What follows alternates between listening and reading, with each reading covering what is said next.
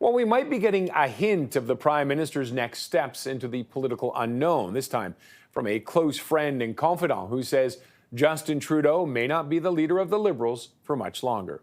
The PM's former chief advisor, Gerald Butt, says Trudeau is reeling from a staggering blow after the resignation of longtime ally Finance Minister Chrystia Freeland.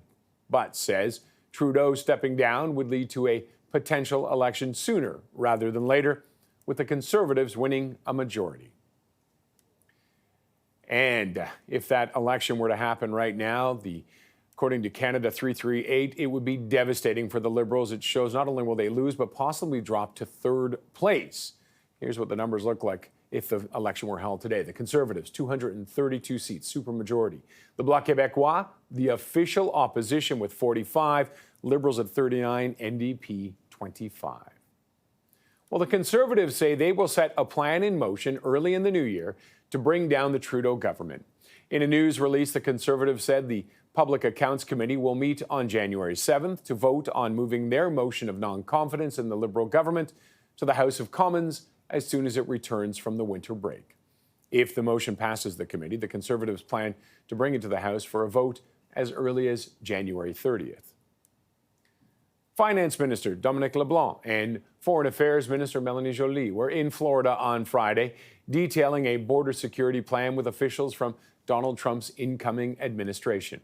In a statement to CTV News, LeBlanc's office said the ministers had a productive and positive meeting with Trump's picks for Commerce Secretary and Interior Secretary. Canada's $1.3 billion border plan comes as Ottawa looks to stave off Trump's threat of tariffs before he takes office in January.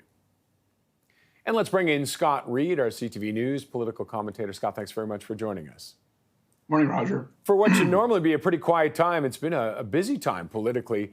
Lots going on. Let's talk first about the meeting yesterday. Your thoughts on it? Did they make progress, do you think? It sounds like they had some degree of progress. Look, the fact that over the Christmas holiday, they're flying down to Mar-a-Lago or wherever they flew, and they engaged with key cabinet secretaries and officials. These are the two lead people on the border and on the tariffs issue. So that's pretty critical. They received a commitment that the plan on border improvements and infrastructure spending would be taken to President-elect Trump. From my perspective, what's positive about this is, A, they're on the case. They're working on it, and that's on the U.S. side as well. It shows that the government hasn't gone completely into hibernation in the midst of this political crisis that's engulfed the Prime Minister. So I think that's positive. See Dominic LeBlanc obviously on the job and working hard. That's good.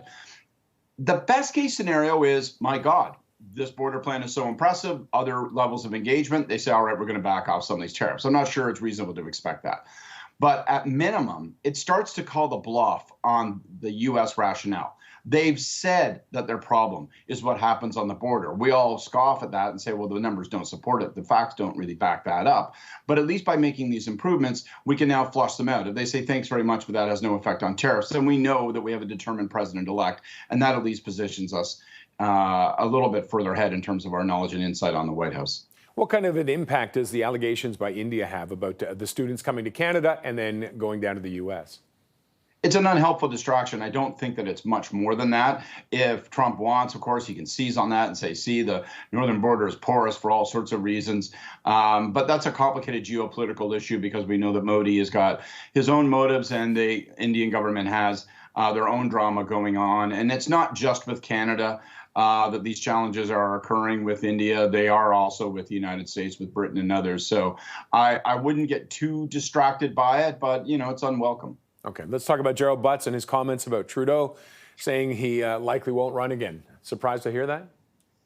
Well, I think Gerald is offering analysis. I don't know that he's claiming that he spoke to the Prime Minister and the Prime Minister told him I'm hanging up the cleats. So I take it as the same kind of analysis that most of us are offering. We're looking at the situation objectively and saying it feels unsurvivable.